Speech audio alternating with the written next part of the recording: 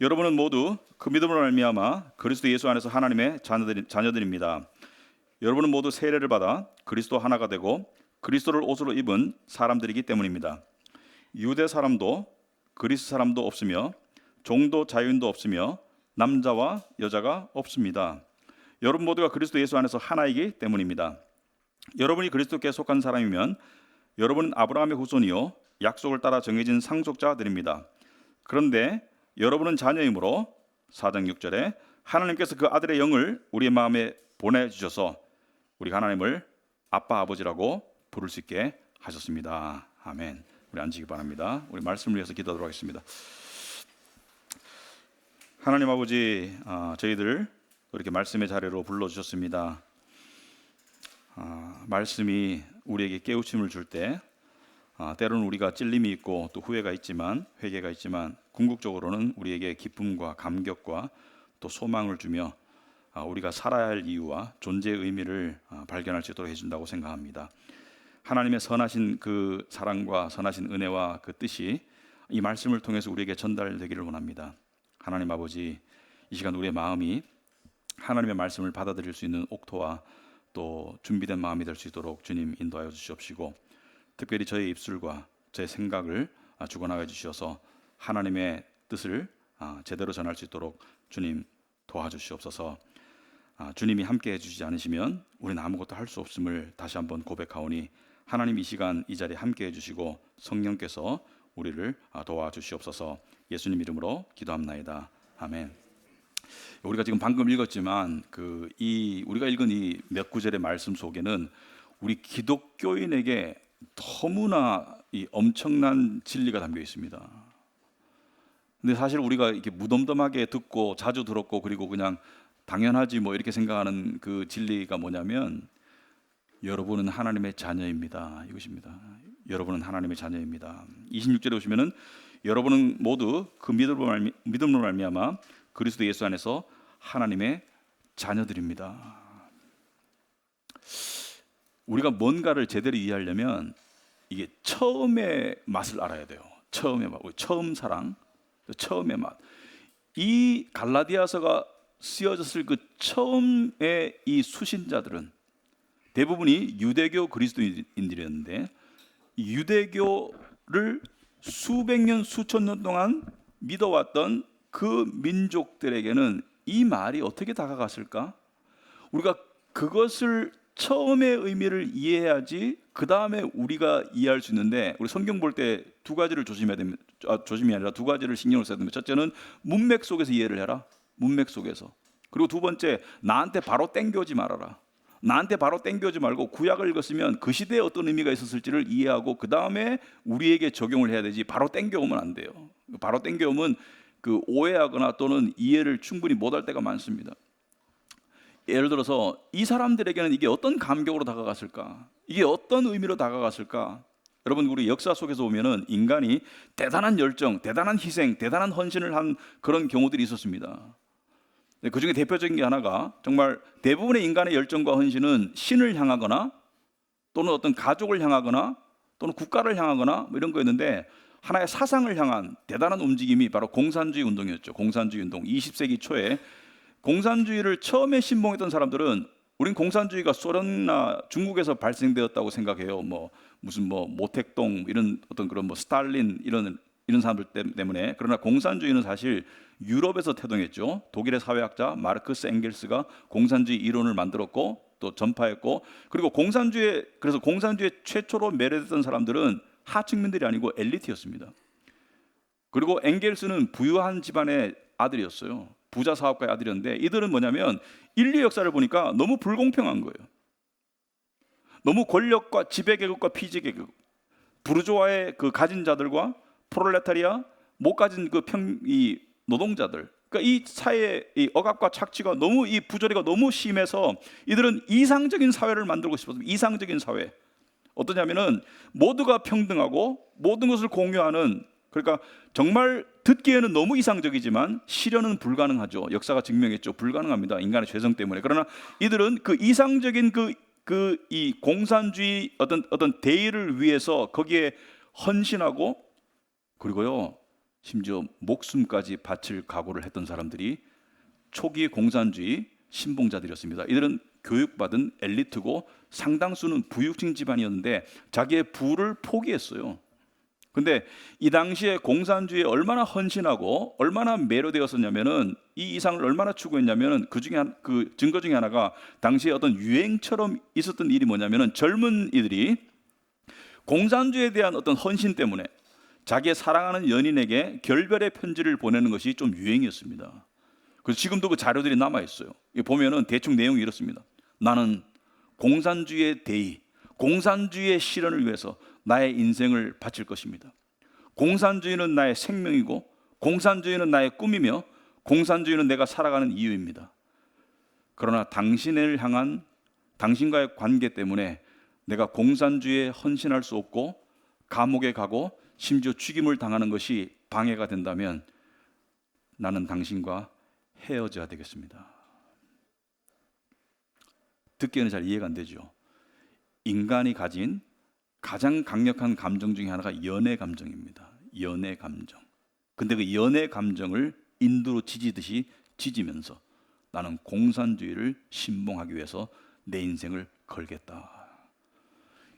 우리가 그 사람들을 보면 제정신이 아니구나 이렇게 생각할 수 있습니다. 왜냐하면 실현될 수 없는, 공산주의가 실현돼봤자 공산주의 사회 속에서도 똑같이 지배계급, 피지계급, 어떻게 보면 더 강력한 지배계급이 등장하고 더 강력한 부르주아 계층이 등장했죠. 그러니까 실현될 수 없는 이상을, 비현실적인 이상을 위해서 이들은 어떻게 자기가 모두를 걸고 희생했을까? 그런데 그 사람들을 이해하려면 그 시대에 들어가서 그 사람들의 입장이 돼봐야 돼요, 그죠? 그래서 우리가 그들의 입장이 되지 않으면 그들이 왜 그렇게 했는지를 알지 못하듯이, 제가 이렇게 앞에 서두를 이야기한 이유는 우리가 하나님의 자녀라는 이 편지를 받은, 너희들은 이제 하나님의 자녀라는 이 편지를 받았던 당시에 특별히 초대 유대인 그리스도인의 입장이 되어봐야 된다. 여러분, 당시의 유대인 그리스도인들은 어떤 생각과 세계관 속에 살았을까? 좀 더 크게 보면 당시의 1세기 사람들은 일반적으로 그리스도인이 아니라도 어떤 세계관 속에 살았을까? 그들은 첫 번째, 모두가 신을 인식하고 살았습니다. 그것이 우상이든 하나님이든 모두가 신을 인식하고, 그리고 신을 두려워했으며 신에게 인정받고 신에게 복받는 것을 추구했고요. 그리고 모두가 내세가 있다고 믿고 살았죠. 오늘날과는 완전히 달라요. 오늘날에는 종교심이 거의 바닥이고요. 그리고 신의 존재에 대해서 없다고 생각하는 사람들이 훨씬 더 많고요. 그러니까 오늘날과 완전히 다른 거예요. 그러니까 당시의 사람들은 기본값이 어떻게 하면 신에게 인정받을 수 있을까? 어떻게 하면 나는 신에게 다가갈 수 있을까? 신은 두렵고 거룩하고 근엄하고 무섭고 강력한 그런 존재라면 나는 신에게 감히 다가갈 수 없는데 어떻게 하면 신에게 다가가고 심지어 신에게 인정받을 수 있을까? 이게 그들의 기본값이었습니다. 그래서 우리는 성경 속에서 예를 들어서 바리새인 그러면 첫 번째 들은 그 어떤 그 선입견이 뭐냐면 위선자들 이렇게 생각하죠. 위선자들, 또는 바리새인이나 유대교에 열심인 사람들을 위선자라고 생각하는데, 여러분 사실은요, 그들을 우리가 깔볼 수 없습니다. 인간적인 입장에서는. 오히려 그들이 지금 세상에 온다면 너희들은 왜 이러고 살고 있니? 너희들은 왜 이 모양으로 살고 있니? 이럴 거예요. 왜냐하면 바리새인들과 당시의 유대교 열심자들은 하나님을 인식하며 매 순간을 살았어요. 우리와 차원이 다르게, 물론 복음을 몰랐습니다. 차원이 다르게 말씀을 신경 쓰고 살았어요. 이들은 예를 들어서 기도를 매일매일 열심히 했습니다. 우리와는 비교가 안 될 정도로 기도 시간이 길었고요.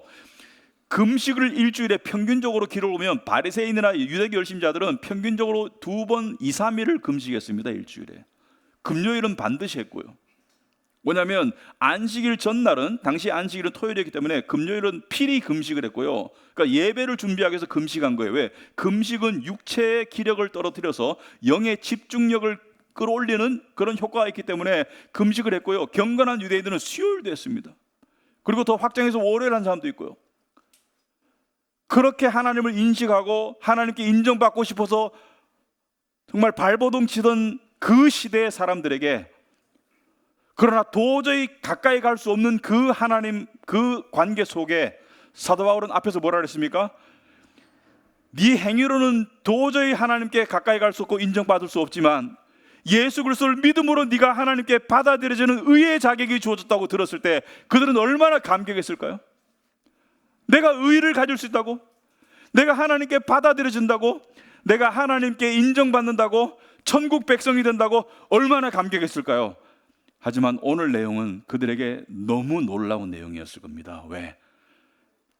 너희들은 하나님께 인정받는 백성이 아니라 그 이상이란다. 자녀란다. 여러분, 종교인들이 꿈꿀 수 있는 최고의 경지는 하나님께 인정받는 경지까지입니다. 하나님의 종이든 하나님의 백성이든 하나님의 사람이든, 그리고 우리가 말하면 친한 친구까지가 하나님과의 최고의 관계라면, 그러니까 인정받는 종이 최고의 경지라면, 여기서 사도 바울은 뭐라요? 여러분은 모두 그 믿음으로 말미암아 그리스도 예수 안에서 하나님의 자녀입니다. 하나님의 자녀들입니다.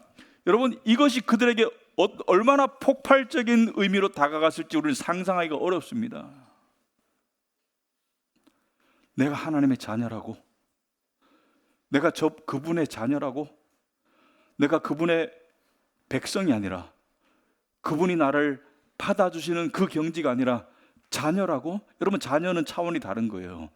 자녀는 뗄 수 없는 관계입니다. 자녀는 무조건적인 사랑을 받는 관계가 자녀인 거예요. 내가 하나님의 자녀라고? 근데 거기서 더 나아가가지고 27절에 보면 여러분은 모두 세례를 받아 그리스도와 하나가 되고, 여러분, 이거 도저히 이 사람들이 정말 너무 충격적인 진리였을 것입니다. 우리 너무 쉽게 말하는 것 같아요. 여러분, 당시에 모두가 하나님을 향한 경외심을 밑바탕 기본값으로 깔고 있던 사람들, 그리고 다가갈 수 없는 하나님. 여러분, 당시에 그 사람들은요, 하나님께 다가가는 것이 굉장히 힘들었습니다. 성소 지성소 안에는 대제사장만 1년에 한 번 들어갈 수 있는 그런 하나님의 임재인데, 하나님과 예수님이 동일한 분이잖아요. 그러면 그리스도와 하나가 되었다는 것은 하나님과 너가 하나야. 어떻게 하나님과 내가 하나가 될 수 있어요? 어떻게 우리가 그 영광스러운 자리에 갈 수 있어요? 여러분, 이건 너무 놀라운 진리를 이야기하고 있는 것입니다. 하나님의 자녀이고 하나님과 하나가 되었다. 그들에게 이게 얼마나 충격적으로, 얼마나 감격적으로 다가갔을까요? 내가 하나님과 하나가 된다고? 내가 저분과 하나가 된다고? 그리고 또 더 놀랍게 27절 이렇게 말하죠. 4장 6절에, 갈라디아서 4장 6절에 이렇게 말하죠. 그런데 여러분은 자녀이므로 하나님께서 그 아들의 영을 우리의 마음에 보내주셔서 우리가 하나님을 아빠, 아버지라고 부를 수 있게 하셨습니다. 놀람의 연속일 겁니다. 여러분, 이 당시의 유대인들은요, 전통적으로 구약 성경을 읽다가, 당시 신약이 안 쓰여졌기 때문에 읽다가 여호와 하나님께서 가라사대 이렇게 하잖아요. 그럼 여호와 하나님께서 가라사대는 안 읽어요. 그냥 침묵하면 당연히 문맥 속에서 여호와 하나님인 줄 압니다. 여러분, 우리도 이 전통적인 문화 속에서 아버님 성함이 뭐야? 그러면 저희 아버님 이름이 홍길동이에요, 이렇게 말하는 사람 잘 없죠, 그죠? 전통적인 문화 속에서는 홍자, 길자, 동자이십니다, 이렇게 말하지 우리 아버지 이름이 홍길동이에요 이렇게 말하는 사람은 잘 없습니다. 왜냐하면 그 아버지를 향한 경외심을 표현하는 것인데, 이들은 하나님의 이름을 부르지 않았습니다. 감히 하나님의 이름을 부르지 않았어요. 그래서 공개적으로 성경을 낭독할 때, 안식일날 성경을 낭독할 때 구약 성경 속에서 여호와라든지 하나님이 나오면은 그 부분은 침묵으로 넘어갑니다. 그러니까 침묵으로 넘어가면 문맥 속에서 당연히 하나님인 줄 알아요. 왜? 이름을 감히 부를 수 없는데 여기서 뭐라 그래요? 너희 아빠라고 그래요. 아빠. 여러분, 이거는 그냥 하나님을 향한 경외심으로, 종교심으로 똘똘 뭉친 사람들에게 이게 충격적이죠. 모든 언어에는 아버지를, 엄마를 부를 때 두 가지 용법이 있죠. 일반적인 아버지, 또는 우리나라 같으면 존경심을 담아서 아버님. 근데 친밀감을 담아서 격이 없이 부를 땐 아빠라고 그러죠, 그죠? 어머니, 어머님, 엄마. 하나님을 아빠, 아버지라고 불러도 된다. 불러도 돼. 이제 하나님을 아빠라고 불러도 돼. 얼마나 충격적이었을까요, 여러분? 응? 얼마나 감격스러웠을까요? 그 어렵고 다가가기 힘든 그 하나님을 아빠라고 불러. 아빠라고 불러. 우리가 이것을 생각해 보면 정말 이해하기가 어려운 거예요. 근데 여기서 핵심 포인트는 이겁니다. 우리는 부모를 아빠, 엄마라고 부르죠. 그죠? 부모를. 근데 하나님께서 왜 당신을 아빠라고 부르라고 하셨을까? 당신을 그냥 하나님이라고 부르라 하든지 나의 주님이라고 부르라고 하든지 그냥 그러면 되는데 왜 아빠라고 부르라고 하셨을까? 여러분, 하나님께서 우리에게 인간관계를 주신 것 중에 관계를 주신 것 중에 가장 결속력이 강하고 가장 이 서로 간의 갈망이 강한 관계가 부모 자식 간의 관계입니다. 근데 우리가 깊이 생각해 보면 우리 인간의 내면에는 하나님을 향한 갈망이 있어요. 그게 채워지지 않은 상태를 허무와 공허 상태라고 그러는데 그 갈망의 끝이 뭐냐면 하나님의 자녀가 되고 싶은 갈망이에요. 우리가 하나님께 사랑받고 싶다, 하나님께 인정받고 싶다, 하나님께 받아들여주고 싶다. 이게 전부 다 어디로 집합하냐면, 어디로 귀결되냐면 나 하나님의 아들이 되고 싶어, 하나님의 딸이 되고 싶어, 하나님이 내 아빠였으면 좋겠어, 하나님이 내 엄마였으면 좋겠어. 이 갈망으로 귀결이 되는 그것이 인간의 본성입니다. 내재된 갈망이에요. 그래서 우리는 그 갈망에 대한 일부를 부모를 통해서 해소합니다. 부모를 통해서 충족받아요. 그런데 부모가 아무리 자식에게 잘해줘도 그 갈망이 채워지지 않습니다. 만족할 만큼 채워지지 않아요. 또 많은 자식들은 부모로부터 사랑을 못 받고 크고 오히려 상처를 받고 큰 자식들도 많아요. 그러니까 부모에게 사랑을 받아도 채워줄 수 없고 사랑 못 받으면 전혀 채워줄 수 없는 이 갈망의 궁극적인 종착역이 뭔가? 인간의 모든 깊은 갈망, 내재된 모든 깊은 갈망의 궁극적인 종착역은 하나님입니다. 사랑받고 싶은 그 궁극적인 갈망의 종착역은 하나님이에요. 부모를 향해 가지고 있는 그 그리움, 그 갈망의 궁극적인 종착역도 다 하나님이에요. 그래서 신앙생활을 하다 보면 하나님이 내 부모가 되는 게 그게 신앙생활의 그게 온전한 모습입니다. 여러분의 부모가 아무리 잘해줘도 그걸로 만족이 안 돼요. 제가 제 이야기를 자주는 안 하는데 오늘 조금 하겠습니다. 이해를 해주시기 바랍니다. 저는 부모님이 아직 살아 계세요. 감사하게도. 그래서 이번 추석 때도 방문하고 왔는데 아버님이 이제 88이 다 돼가시고 어머님이 86이 돼가시는데 제 어렸을 때 삶이 그렇게 순탄하지가 않았습니다. 제가 초등학교 4학년 올라가니까 저 밑에 동생이 둘이 있었어요. 근데 고모님이 먼 곳에 떨어진 곳에서 고아원을 운영했습니다. 도시에서. 근데 저보고 고모네 집에서 살면서 학교를 다녀라. 초등학교 4학년 올라갔으면 10살입니다. 만으로는 9살. 지금도 기억이 가물가물하지만 기억나는 게 아버지가 저를 데리고 하루 만에 못 갔던 것 같아요. 그때 여인숙에 가서 하룻밤을 잤습니다. 근데 당시 여인숙에는 아침에 밥이 나와요.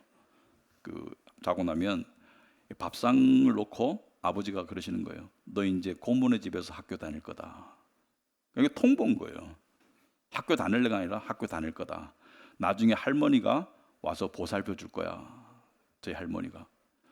저는 그게 무슨 뜻인지 실감도 안 났습니다. 사실 그게 무슨 뜻인지 모르겠는데 근데 사실 마음이 밝진 않죠. 무겁죠. 왜냐하면은 이때까지 계속 살던 집에서 떠난다는 게 그게 초등학교 4학년한테 그게 쉽겠어요. 그래서 고모네 집에 가요. 당시에 전화가 없었거든요. 휴대폰이 없잖아요.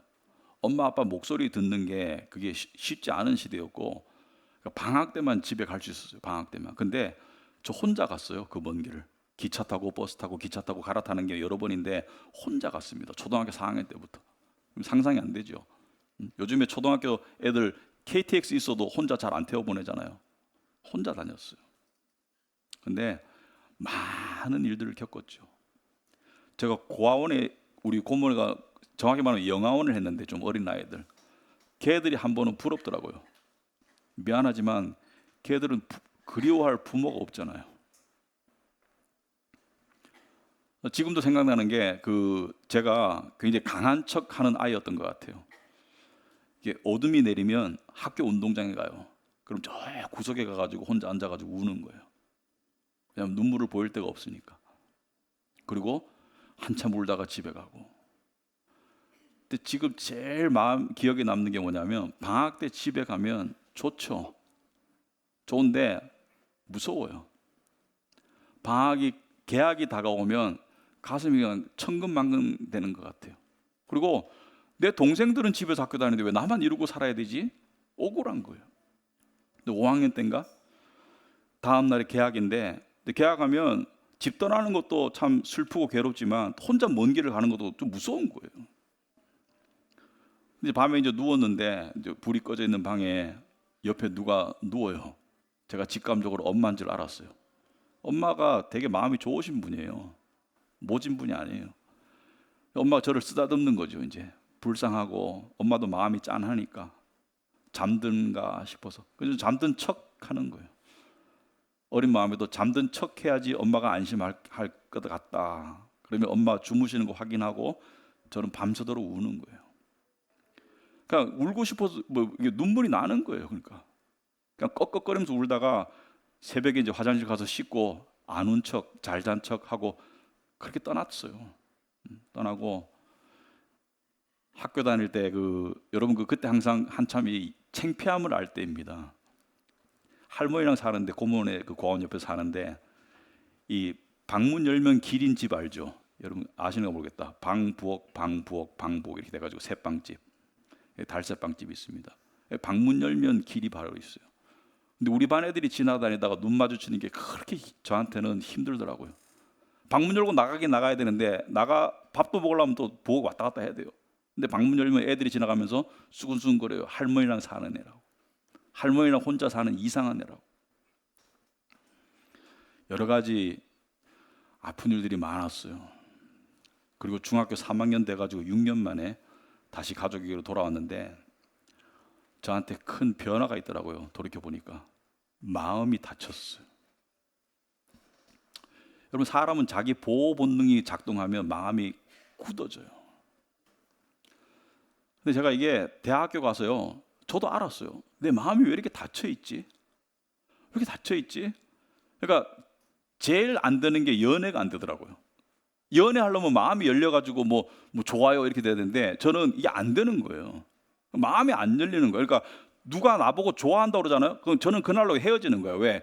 네가 어떻게 나를 좋아해? 내가 누군지도 모르면서 이런 마음이 저한테 있는 거예요. 그러니까 겉으로는 딱딱한데 속으로는 그 4학년 때 마음이 그대로 있는 거예요. 막 불불 끓는 마음이 있는 거예요. 뭔가를 향한 갈망의 마음이 해소되지 않는 갈망이 있는 거예요.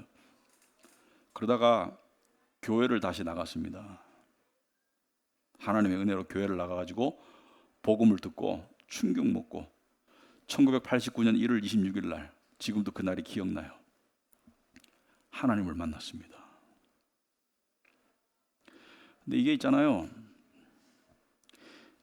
저는 어떤 사람은 그냥 어렴풋이 하나님을 만난 기억이 있고 어떤 사람은 극적인 기억이 있고 근데 어느 게 좋다 옳다 그건 없습니다. 하나님 만나는 게 중요하지.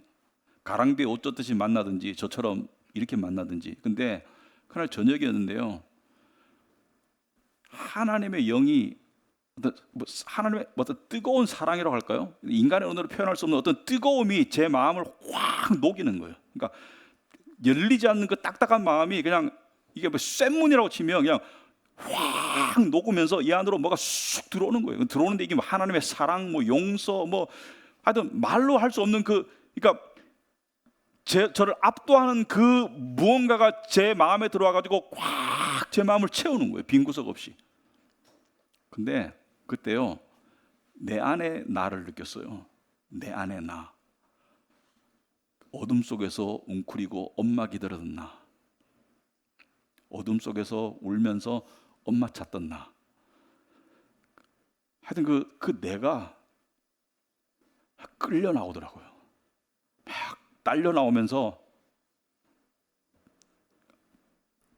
너무 마음이 뭉클하고 막 인간어로 표현할 수 없는 그런 마음이 되더라고요. 한참 울었습니다. 눈물 콧물 막 나죠. 근데 입으로는 무슨 말이 안 나오는데 마음으로는 온갖 말이 다 쏟아지는 거 알아요? 마음으로는 막 수만 가지의 말이 나오는데 입으로는 말이 안 나와. 그냥 눈물밖에 안 나와. 그래가지고 좀 진정이 되니까 하나님의 음성이 들렸어요. 이게 잘 들으셔야 돼요. 귀로 들린 게 아니고 마음으로 들렸는데 너무 분명한 음성이 들리는 거예요. 제가 뭐 상상한 음성이 아니라 너무 분명하게 하나님께서, 얘야, 너는 내가 만든 세상이 보이니? 제가 그랬습니다. 하나님, 너무 세상이 큽니다. 하나님 위대하십니다. 이 큰 세상을 만드신 하나님 위대하십니다. 두 번째 음성이 들립니다. 너는 그 속에 네가 보이니? 제가요, 그러니까 이게 배운 과학 지식 있잖아요, 그죠? 거대한 우주 속에 나를 바라보면 지구도 먼지 알갱이 많은데 내가 무슨 좌표로 찍을 수 없는 나잖아요, 그죠? 그래서 제가 그때 나온 고백이 이것이었습니다. 하나님, 저는 먼지 알갱이 같아요. 먼지 알갱이 같아요. 나의 자금이 너무 느껴지는 그 속에 하나님의 세 번째 음성이 들려오는데, 내가 너를 이 모든 세상보다 더 사랑해. 그래서 내가 내 아들을 보내서 십자가에서 죽게 한 거야. 너 때문에. 네가 죽어야 되는 십자가에 내 아들을 대신 죽였어.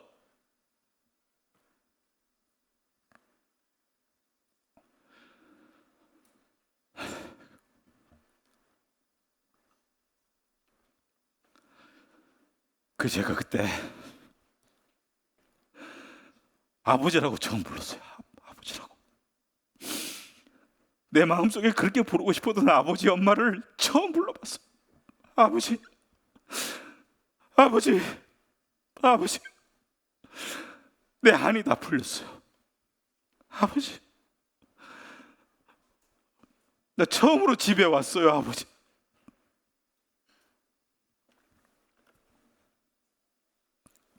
죄송합니다.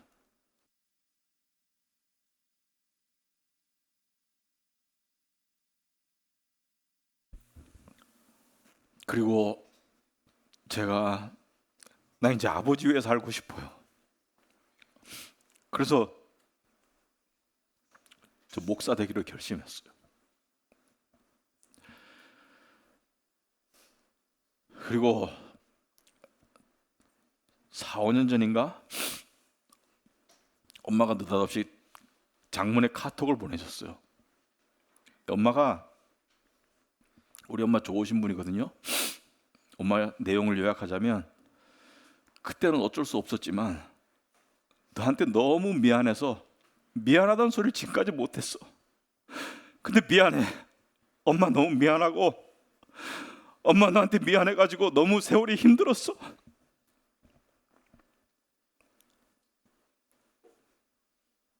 제가 우리 엄마 마음 알죠. 제가 엄마한테 그랬어요. 엄마, 미안하다고 해줘서 고마워요. 근데 엄마 잘못 아닌 거 알아요. 그리고 이야기를 해주고 싶어요.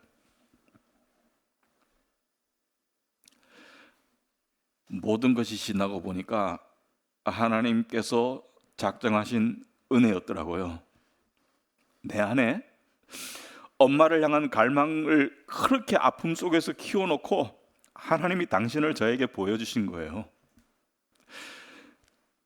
우리 부모님도 소중하지만, 나의 부모이고 사랑하지만 나의 궁극적인 부모는 하나님인 거예요. 여러분의 궁극적인 엄마 아빠는 하나님인 거예요. 하나님이 여러분의 부모인 거예요. 그러니까 여러분이 좋은 부모 만나서 사랑받았던 그거 부족합니다. 그걸로 채워지지 않아요. 우리 영혼의 갈망이. 어떤 부모님 만나가지고 여러분이 상처를 받았던 그 상관없어요. 하나님 만나면 다 해결돼요. 그리고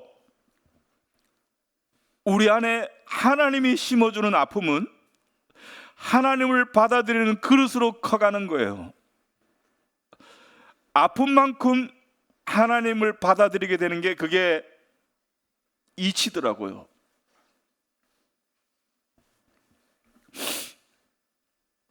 여러분이 하나님을 어떻게 만났든 하나님, 아빠, 아버지, 그리고 다가가세요. 그리고 아픔을 낭비하지 마세요. 아픔을 각인시키고 기억하세요. 왜? 아픔은 하나님을 향한 우리 마음의 그릇이 준비가 되는 거예요.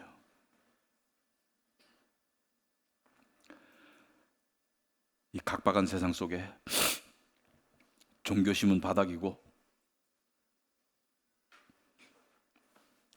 하나님의 자녀, 하나님이 계신 줄도 모르는데 하나님의 자녀가 무슨 가치가 있어? 세상이 모두 그렇게 비웃을지라도 여러분 안에 누구도 부인할 수 없는 영원하신 하나님의 사랑이 각인되고 각인되기를 바라고요. 어떤 사람 그러더라고요. 천국 가면 심심할 것 같아. 모두가 다 행복하고 좀 따분할 것 같지 않아? 개소리입니다. 내 아버지 얼굴 보러 가는 게 그게 따분하다고요? 나를 사랑하사 나를 위하여 자기 아들을 내어주신 그 아버지를 만나러 가는 게 그게 따분한 것이라고요?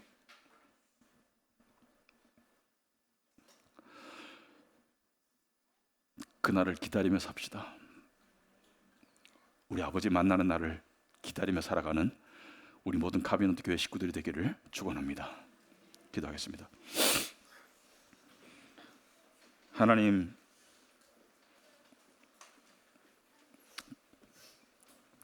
아버지, 아빠, 우리 안에는 여전히 하나님을 갈망하는 어린아이가 들어있습니다. 이 어린아이가 우리의 딱딱한 마음에 갇혀서 때로는 숨지고 있지만 하나님께서 한 번씩 우리의 마음을 열어주실 때 우리 안에는 우리의 진정한 아빠 되시는 하나님께 달려가서 우리 있는 모습 그대로 안기고 싶은 그 갈망이 있습니다. 때때로 그런 은혜를 하나님께서 허락하셔서 감사하지만 우리가 천국 간다면 그 아버지 품에 완전히 영원히 꼭 안기는 날이 올 것입니다. 그날을 바라며 기다리며 살아가는 모든 하나님의 자녀들이 다 될 수 있도록 주님 인도하여 주시옵소서. 예수님 이름으로 기도합나이다. 아멘.